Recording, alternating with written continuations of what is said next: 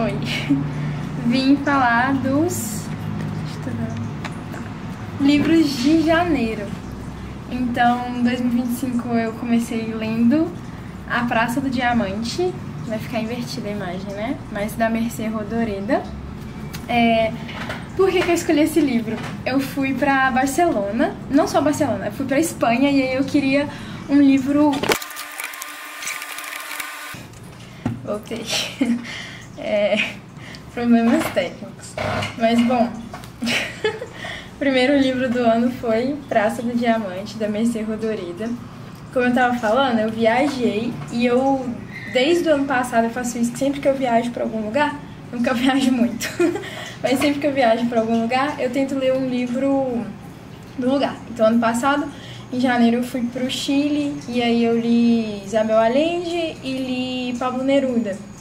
Então, esse ano, eu fui pra Madrid e Barcelona e eu queria muito ler, queria muito não ter lido antes A Sombra do Vento pra eu poder ler lá, porque foi um livro que me deu vontade. Eu nunca tinha tido vontade de conhecer Barcelona, afins, assim, Europa. Hoje em dia eu tenho muita vontade de conhecer vários lugares, mas eu não tinha tanto, até ler A Sombra do Vento, que Barcelona pulsava, mas eu não queria repetir livro, eu sou meio chata com repetir livro. E aí eu fiquei pesquisando e descobri Mercê e A Praça do Diamante. Inclusive, o escrito aqui é do Garcia Marques, que é um dos meus favoritos. Não vai dar pra ler, vai ficar invertido. Mas, bom, decidi ler. É uma autora catalã. Tem um rolê muito louco de Catalunha e Espanha. É muito interessante, eu amei. Inclusive, a Catalunha ganhou muito meu coração. Pessoas maravilhosas, super gentis. Achei Barcelona infinitamente mais acolhedora que Madrid. Mas, enfim, não é o caso. O caso é a Praça do Diamante. Praça do Diamante é uma praça que existe lá em Barcelona, que é onde o livro se passa. Vai contar de Colometa, que é um apelido, né, da personagem principal. A Colometa, ela conhece um homem numa festa na Praça do Diamante, se apaixona, se envolve com ele e se inicia uma vida marital, um relacionamento muito complicado. E grande parte do livro é esse relacionamento deles, essa parte doméstica, até que Guerra Civil Espanhola. E vai ser uma novela que se passa na guerra, mas não pelo lado de quem vai, e sim de quem fica. A Colometa fica, em parte que seu esposo vai embora pra guerra. E vai contar isso, ela, o desespero, com 2 filhos pra criar, sem dinheiro. Nossa, é incrível o livro. Você sente as coisas, você lê e vê. Eu passava pelas ruas que eu lia e eu via tudo aquilo e eu ficava, caramba. E Barcelona, ela tem muito forte a história. O povo catalão, eles têm uma cultura artística muito importante. É tudo muito, muito interessante, assim. Achei interessantíssimo tudo. E aí, o livro pulula das ruas, assim, é lindo, lindo, lindo. Eu passei por La Carrera Gran e aí eu lia ela passando pela mesma rua e eu ficava, meu Deus, achei maravilhoso. No fim, é uma história de amor, não parece uma história de amor, mas é uma história de amor que se fundamenta principalmente no fim, no carinho e no respeito, diferente de outras histórias em que a gente tem fundamentação na paixão ardente, etc. A história de amor do fim ganhou muito meu coração, porque é sobre carinho e respeito, que eu acho que deve permear todas as relações humanas. Quero muito ler mais da Mercê, isso provavelmente vai ser um dos melhores livros do ano. Eu achei maravilhoso, assim, não tenho nada a criticar, é maravilhoso. Eu dei 5 estrelas, eu tava fazendo uma avaliação de estrelas, que eu aprendi com um amigo meu, mas eu tava achando difícil porque, às vezes, eu sou muito sentimental e aí, às vezes, eu queria dar 5 estrelas, mas, sei lá, perdia ponto em personagens, então voltei a dar notas com o meu coração, vai ficar menos correto, assim, vai ser bem mais... Ai, gente, qual a palavra? Subjetivo, porém, é isso. Depois da Praça do Diamante, eu li Small Things Like This, de Claire Keegan. O resto foi tudo e-book. Eu tenho o propósito esse ano de ler mais livros físicos.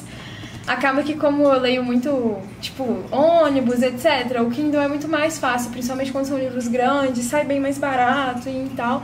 Mas eu quero voltar a ler livros físicos porque eu sinto falta, eu escrevo dedicatóriazinhas nos meus livros, enfim. Então, pelo menos uma vez por mês eu quero ler um físico. Mas depois de Mercê Rodoreda, eu li Small Things Like This, de Claire Keegan. E eu tava esperando muito desse livro, porque eu ouvi falar tão bem dele, mas não gostei. Eu acho que talvez seja porque eu li depois, logo depois de A Praça do Diamante, que tem uma escrita linda.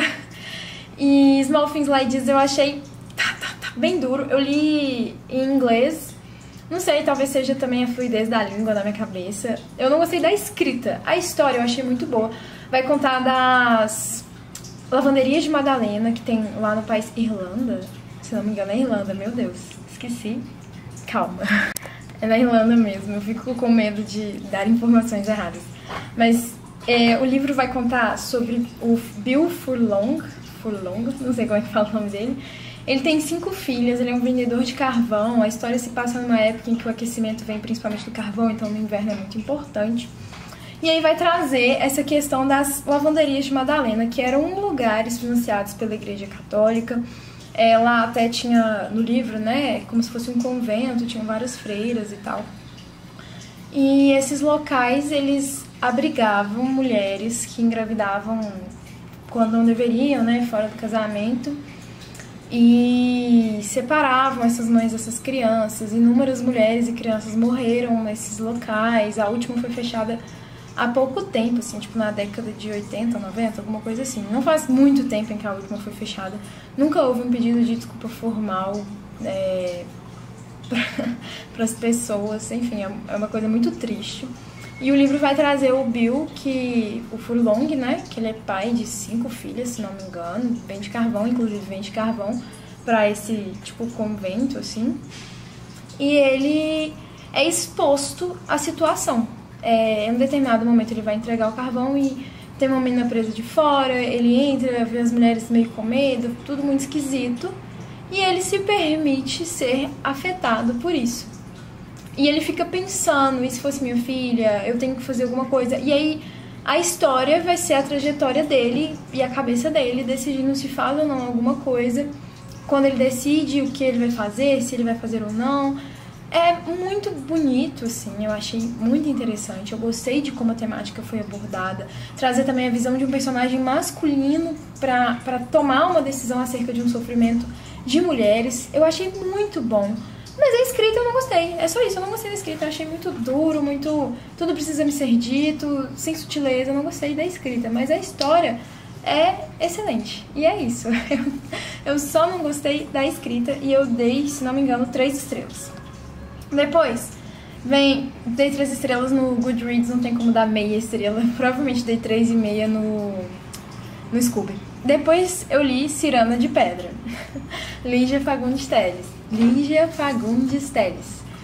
E aí, não tem o que dizer, né? Lígia é sempre música. A escrita dela é assim. A Ciranda de Pedras vai contar de uma menininha que é em 2 partes a história. Ela é uma criança e ela vive com a mãe, que é louca. A mãe tem um transtorno mental. E a mãe tá com um homem nessa casa que não é o pai da menina. E o pai da menina vive com as outras 2 irmãs dela. E ela vive essa coisa de por que eu moro aqui com a minha mãe louca em vez de morar com meu pai e minhas irmãs. Ela vê como se a vida das irmãs fosse muito melhor que a dela, e essa vontade dela de viver com essas irmãs. Tem outros personagens importantes na trama, que são os amigos, né? Esqueci o nome de todo mundo. Mas tem o menino que ela gosta, que tem uma irmã, a irmã chama Letícia. A Conrado e Letícia são os irmãos. Tem um outro cara que ele é meio chato, assim. E esses são os personagens principais, que formam a Ciranda. Essa menininha, depois, ela vai pra casa do pai por algum motivo, e depois ela vai viver num colégio interno. E aí, essa é a primeira parte. A segunda parte, ela maior, já se formando do colégio, voltando para casa com o pai e as irmãs, e todo desenrolar, ela querendo mostrar que é uma pessoa diferente agora, da criança que saiu de lá.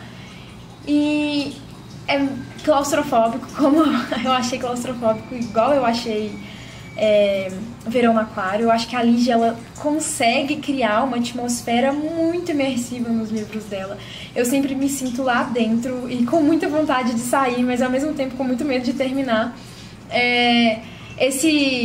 Essa ideia da ciranda, ela acontece no livro. Eu me sentia rodando, assim, ao passo em que a personagem principal ia passando de mão em mão nessa ciranda, eu me sentia passando junto com ela. É uma leitura maravilhosa, eu achei incrível. Eu li para um clube do livro que eu me esqueci qual foi, porque eu me entrei em trocentos clubes do livro, não consegui participar de nenhuma reunião, porém li todos os livros desses clubes, mas me esqueci qual é qual já. Enfim, esse, se não me engano, é de uma menina do Twitter, que agora estou sem Twitter. Mas maravilhoso, eu recomendo de olhos fechados, eu dei 5 estrelas, porque Lígia não tem como não amar. Eu acho que você se sente tão dentro, alguém que consegue escrever de uma forma que me desperte tantos sentimentos, é maravilhoso, assim, eu acho incrível. E aí, aqui, eu acho que eu caí no mesmo problema que eu tive quando eu li Small Things Like This. Porque eu li Small Things Like... Eu odeio falar inglês do nada. Porque eu li Small Things Like This logo depois de ler Mercê Rodoreda, que tem uma escrita super fluida. E aí, agora eu li Lígia Fagundes Telles, escrita maravilhosa, eu sinto gosto nas palavras. E aí, eu caí em A Vegetariana, de Han Kang. Não gostei. Eu sei que ela ganhou o Nobel no ano passado, que esse é um dos livros mais recomendados dela. Foi também por causa de um clube do livro, mas eu não gostei, sabe? Eu achei dura a escrita. Provavelmente tem a ver com diferenças culturais, é óbvio, né? Sendo uma autora oriental, asiática, a cultura dela é completamente diferente da minha. Então é de se esperar que a escrita seja diferente, a expressão de sentimentos, né? Um povo que se expressa muito diferente de nós. Eu tenho esse costume de falar que línguas de origem latina, escrita latino-americana, ela tem sabe? Enquanto outras são mais, eu sinto elas mais planas, não sei também se tem a ver com tradução, né? Mas assim, a história é muito interessante, me prendeu muito. Eu não gostei da escrita porque eu achei muito dura e eu sou uma pessoa muito abalada por escrita, então às vezes a minha experiência com o livro é muito afetada, mesmo eu gostando da história. Se eu acho a escrita, se não me emociona, eu não consigo gostar tanto. A história é boa, assim, me prendeu. O início me prendeu mais do que depois. A gente vai ter aqui uma personagem que ela começa a ter uns sonhos super estranhos. E aí, do nada, ela para de comer carne e tem um super problema na vida dela por causa disso e tal. E aí, a história dela vai ser contada da perspectiva de outras pessoas. Em nenhum momento, a própria personagem conta a sua história. Eu achei isso de uma força gigantesca, assim. Começa com o marido dela contando, depois vem o cunhado e, por fim, a irmã. E você fica nessa, tipo, ela só é vegetariana ou ela realmente é meio louca? Porque ela começa a falar e fazer umas coisas muito estranhas, muito incompatíveis. E no fim ela realmente, aparentemente, está meio que enlouquecendo. Eles, se eu não me engano, eles dão um diagnóstico de esquizofrenia pra ela, não me lembro. Ela vai pra um centro de cuidados de saúde mental. E a irmã que fica indo cuidar dela, etc. Mesmo ela tendo tido um super problema com a personagem principal. E aí entra numa discussão do direito de morrer. Mas eu não vou falar muito disso agora, porque no próximo livro é sobre isso e eu vou discutir mais no próximo. Eu achei bom, muito interessante, muitas partes fortíssimas, muitas discussões massa. Achei que aprofunda em alguns temas bons, porém outros ficam superficiais. Achei interessante ter um contato com essa cultura muito diferente da minha. O que não me pegou mesmo foi a escrita, eu não gostei tanto e eu achei o final meio, não sei, sabe? Não foi um livro que me tocou tanto. Eu achei interessante, mas não me tocou tanto e é isso, queria ter gostado mais, pretendo ler mais da autora. Mas por hora é isso, sobre a vegetariana. E aí o último livro que eu li em janeiro, Os Ciranos de Pedra 5 estrelas, Vegetariana 3... E o próximo que eu li também dei 3, que foi O que Você Está Enfrentando, de Sigrid Nunes. Eu amei no início, eu gostei muito do início do livro. A personagem principal, que vai contar a história, né, é a amiga de uma outra mulher que está com uma doença avançada. E essa mulher que está com essa doença, eu esqueci o nome dos personagens, desculpa. Mas essa personagem que tá doente vai pedir um favor pra essa amiga, e elas nem são, tipo, melhores amigas, assim. Elas eram amigas, agora elas não estão tão próximas. Mas essa mulher que tá doente vai pedir um favor pra essa amiga, um favor muito difícil, e essa amiga decide ajudar. E essa é a trama. Demora a chegar nessa parte, assim, acho que esse favor só vai surgir lá pro meio do livro. Mas aí vai contando um pouco, a gente vai tendo umas nuances da vida dessa mulher que tá doente e também da amiga dela, a amiga que conta a história, né? É muito interessante, traz algumas críticas bacanas de gênero, de construção, de família, maternidade. Eu gosto desse tema, né? Eu sou uma grande fã de drama familiar, de livros que tratam da maternidade sem muito romantismo. Eu acho muito bacana. Eu gostei, é muito triste, mas traz uma filha que não gosta da mãe e uma mãe que não gosta da filha. E eu achei de uma coragem trazer isso no livro. Eu amo minha mãe, eu sei que minha mãe me ama. Não tô falando isso pra me identificar, não, mas eu achei de muita coragem trazer isso, um tema tão difícil de abordar, né? De desmistificar esse amor materno e filial incondicional. Eu acho bacana, eu acho de uma coragem trazer isso. Porque existe, né? Acontece. Mas o favor da amiga que tá doente tem muito a ver com a morte e a escolha pela morte. Ela pede ajuda para cometer autoextermínio. Ela, depois que os tratamentos não surtem efeitos, ela decide que ela não quer mais tratar o câncer que ela tem e que ela prefere morrer. Então ela rouba medicamentos que poderiam fazer uma eutanásia e pede apenas a companhia da amiga para ela morrer em paz, num lugar que ela queira, e é isso. E aí que tá a minha dificuldade com o livro, tanto com esse e com a Vegetariana, que é essa ideia, eu não sei se é cultural do lugar e tal. Eu acho que as pessoas têm, obviamente, direito a uma morte digna, é óbvio isso. Pelo amor de Deus, eu acho que as pessoas têm direito de morrer com dignidade. Eu acho que, pra quem não sabe, eu tô no meu penúltimo ano de medicina. Infelizmente, eu vejo muita gente à beira da morte.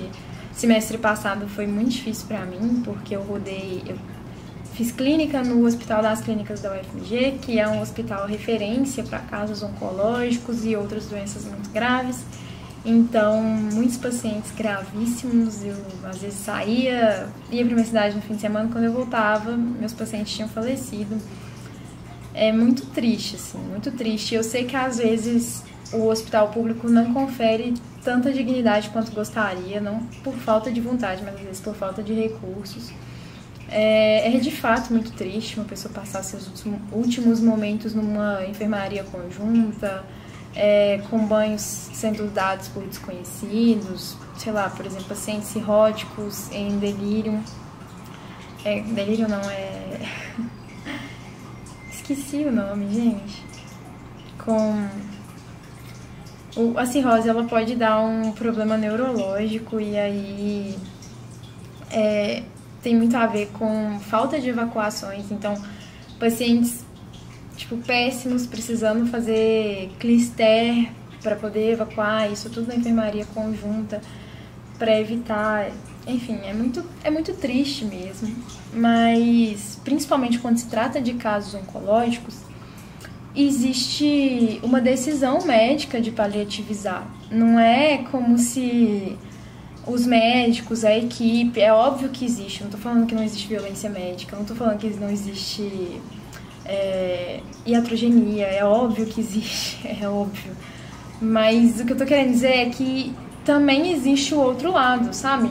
A paliativização, né, transformar um tratamento de um paciente num tratamento de não intervenção, né, que esse paciente não vale a pena mais a gente expor ele a uma intubação, a um CTI, que não tem tanta perspectiva de melhora, vai ser muito invasivo para o paciente, com pouco benefício.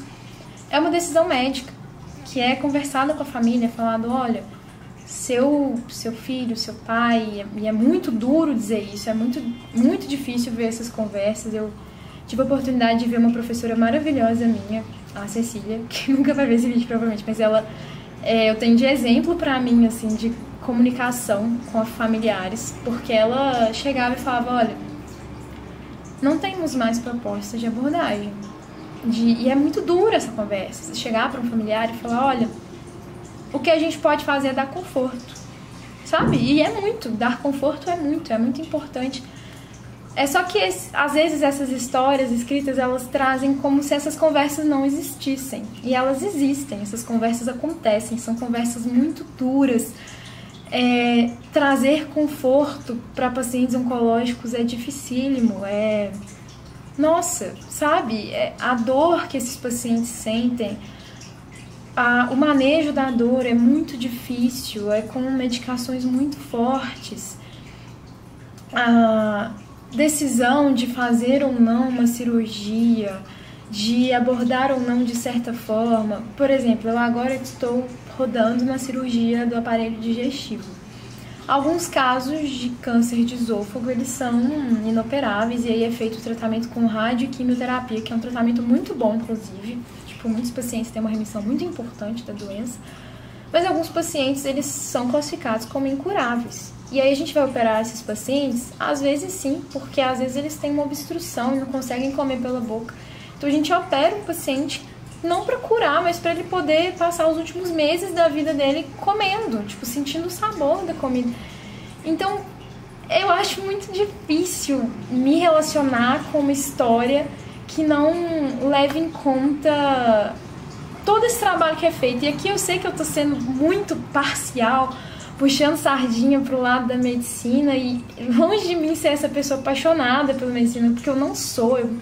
Eu tenho muitas críticas à medicina como ela é feita, a investimentos que são feitos, a decisões que são tomadas, a tratamento que a gente faz. Eu tenho muitas críticas, eu não sou muito médio por amor, assim, eu sou bem consciente de que a medicina é feita por seres humanos extremamente falhos, por tecnologias falhas, mas ao mesmo tempo eu tive a oportunidade de conviver com profissionais maravilhosos que se esforçam para gerar uma morte digna, pessoas que estão numa equipe cujo objetivo é trazer a morte de uma forma humana, sabe? E todos os dias essas pessoas estão lá vendo outros morrerem, e o papel deles nesse mundo é abraçar, é conversar, é ouvir e trazer quem quer que seja. Pessoas religiosas têm direito a, olha, quero um padre, tudo, sabe? A questão jurídica, tudo acerca da morte é feito, tem essa conversa. É óbvio que não é em todos os serviços, e é óbvio que pessoas morrem sofrendo de maneiras indignas e horrorosas, mas ao mesmo tempo existe um movimento na contrapartida. E eu tenho muita dificuldade também, é óbvio, de aceitar a questão de direito de decidir morrer. Tipo, os pacientes têm esse direito, não de se, é claro, não de se matar e falar, eu quero morrer, e a gente vai dar uma medicação para o paciente morrer. Mas o tratamento, no fim das contas, ele é uma obrigação do paciente, né? Assim, obrigação.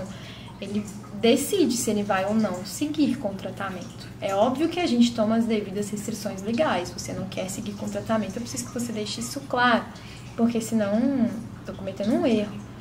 Mas é direito de um paciente decidir não seguir com o tratamento. E eu tenho uma extrema dificuldade com isso. É um dos motivos pelos quais eu não quero lidar com clínica médica com adultos. Eu acho muito difícil saber que pequenas intervenções às vezes podem melhorar a vida de uma pessoa que a pessoa não quer fazer.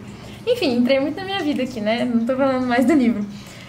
O ponto é que eu não gostei muito por causa disso. Eu acho que trouxe essa conversa sobre a dignidade da morte e a escolha de morrer de uma forma muito rasa, como se não houvesse já isso, como se isso já não existisse, como se não fosse um direito dela, sendo que sabe? Ninguém ia amarrar ela no hospital e falar, não, você vai fazer o tratamento. Se ela não quer fazer o tratamento, é um direito dela, é óbvio. E a equipe ia dar conforto, assim. É claro que o que ela escolhe seria uma morte mais rápida, que não pode ser uma escolha da equipe médica, né? Não é legal no nosso país, em vários outros países, a eutanásia, e a gente tem outras questões de eutanásia, não vou entrar nisso aqui. Mas ela provavelmente teria direito a uma morte digna também, mesmo que mais demorada. E eu acho que essa falta de profundidade nessas discussões às vezes me entristece um pouco, me afasta dessas histórias. Eu posso ser um pouco careta acerca disso, mas enfim, não me pega muito. E foi isso, falei muito, né? Desculpa, gente. Tagarelei horrores. É isso, janeiro foi isso que eu li. Agora eu tô lendo As Mentiras de Locke Lamore, o primeiro livro de Nobres Vigaristas, que foi uma indicação de um canal que chama Geekossauro, se eu não me engano. Eu achei muito bom, vou falar no próximo mês e trago direitinho o vídeo que me indicaram, que me indicou, né, esse livro.